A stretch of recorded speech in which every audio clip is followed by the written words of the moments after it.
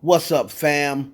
It's your boy, Heaven Hollywood, back on IE Network, and this is the Heaven Hollywood Report, and let's get to it. Shout out to my sponsor, in case you didn't know, that's ICYDK.blog. Make sure you check them out on all mobile devices and the World Wide Web. Before we get started, please make sure that you like, comment, subscribe, and hit that notification bell so you don't miss one video. Let's go. And we're going to start it off with your girls, Kim and Kourtney. They're still going at it. Kim Kardashian, in the latest episode of the Kardashian, branded Kourtney a hater. She said because Kourtney did not support her Dolce & Gabbana collab because Kourtney said Kim was copying her.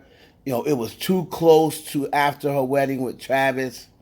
So Kim's like, I don't got to get permission from you to do any collaboration, with Dolce & Gabbana. And we're going to let you hear what Kim had to say. Then we're going to come back and add a couple of more things onto it. She got so mad. She said, you're trying to copy me, but she always tries to hate on the side. She's such a hater. No. I have to talk to her and explain it to her. I just want her to be happy for me. This was too big of a moment to not be proud. While Chloe is stuck in the middle. I found out that Court is so upset because she actually called me crying. She feels like her wedding moment was taken away from her, and she just feels like there's no loyalty in this family and that everyone wants what the other person has. And she late. So basically, Kourtney feels as though Kim stole her idea for the Dolce & Gabbana. Well, actually, Kim worked with Dolce & Gabbana before Kourtney ever married Travis Barker. But that's the thing with these two. Kourtney feels as though Kim is jealous because she found a man. Kim can now no longer say, oh, you're the least exciting and, nobody wants you or what have you. When right now, she has a husband and Kim does not. Kim just feels as though Kourtney is a diva, she called her, a diva of all divas, and spoiled and jealous of her because of her accomplishments and what have you. So we'll see what else happens after that. Y'all let me know down in the comments who you go along with. I mean, I think Kourtney is an absolute drama queen. I mean, so what? She went with Dolce & Gabbana after you used him for your weddings. A lot of people did. So are they all hating? So, and then I can see from her side thinking that Kim is, because she said Kim was unhappy at her wedding, so maybe she's thinking that's the reason why, because she's jealous, because her marriage fell apart. Let me know down in the comments what you guys think. Moving on to Quavo and Offset. Now, if you remember last week, I believe it was Takeoff's birthday, and they celebrated with a little, memorial, what have you, and you saw Offset there talking to Quavo. They were, taking pictures together.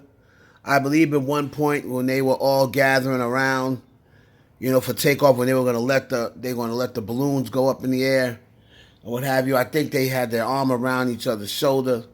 So a lot of people on social media saw this and they were so happy. They were saying, oh, time heals all wounds and, their brotherhood is deeper than all this nonsense or what have you. So everybody was enjoying the moment. And then later on, Quavo posts, all for take. I did this all for Takeoff. Now, at that point, Quavo, I really didn't see any reason for you to even respond. Why did you have to let everybody know, oh, don't get too happy, I did this all for take? I mean, why say anything in that spot? Even if you did do it all for take, it's still a start. You two were in the room together, you two were taking pictures, all right? And for you to you actually knew people on social media was happy and responded positively. So you had to go put that negative spin on it, all for Take, just to let people know that you're still not over whatever went down between you and Offset. And at this point, with Takeoff's death, it has to be deeper than contracts. I know people want to say, oh, it's a reach, it's this, that, and that. It has to be deeper than your contract because Takeoff ain't even here no more. So it has to be deeper than just the contracts. And Quavo wanted us to know, if that was the case, Quavo, when you came out and said, the reason, please, don't be too messy. She put my dog behind my back, but I'm not stressing. You obviously stressing because you put it in a record. But you also obviously wanted people to know. So if you going to put that out there, let everybody know what dog you're talking about, at least. Instead, you do this, you know what I mean? You dry snitch, but don't mention no names. So I'm not saying that that's the reason, but I'm saying it's deeper than just contracts, because it was just contract. This man's death should have been enough to bring you back together. But let me know down in the comments what you think it is. Why is Quavo just so refusal to just forgive Offset and, keep it pushing? Let me know down in the comments. Moving on to the boy, Drizzy Drake. So he announced that he is releasing his first book. It's a book of poetry, and it's entitled Titles Ruin Everything, A Stream of Consciousness by Kenza Samar and Aubrey Graham. Now, if you're not familiar with who Kenza Samar is, that is the ex-girlfriend, Nebby, Drake's ex-girlfriend, Nebby. That's her sister, Kenza Samar. They've remained friends even after the breakup with him and Nebby. Him and Nebby are actually still friends. And they released this book of poetry. And a lot of people that's already copped it said it is amazing. So we're going to definitely check that out. I think Drake made one comment, or it was like a quote. And it said, one side read the inner machinations of my mind, Trinity's X's latest release. I just felt inspired to expand my artistry into poetry. And that's what Trinity X does. They inspire. And that is what Drake said on what compelled him to release his poetry book. So make sure you go check that out. I believe on Instagram, All Things Drake Related, I think, is selling it. I'm sure you can just look wherever and see. And if you do have it, let me know so far what's your favorite poem. Drizzy Drake, expanding that artistry. Make sure you go pick that book up. And speaking of Drake, it looks like he postponed the release of his new album, which was scheduled for June, to make way for Young Thug, who came out with an album, and Drake has two joints on there with him. This explains why Drake said on Instagram to Young Thug, "You owe me this time." Then he said midnight at Thugger Thugger. And the Thug replied back, "You will be paid," or whoever's running his account. So Parade on Cleveland reached number one. That is the joint with Young Thug and Drake. And also they earned the two top spots.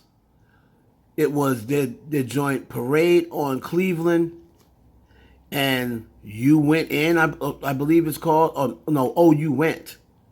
So those two songs actually earned the top streaming spots on Apple Music.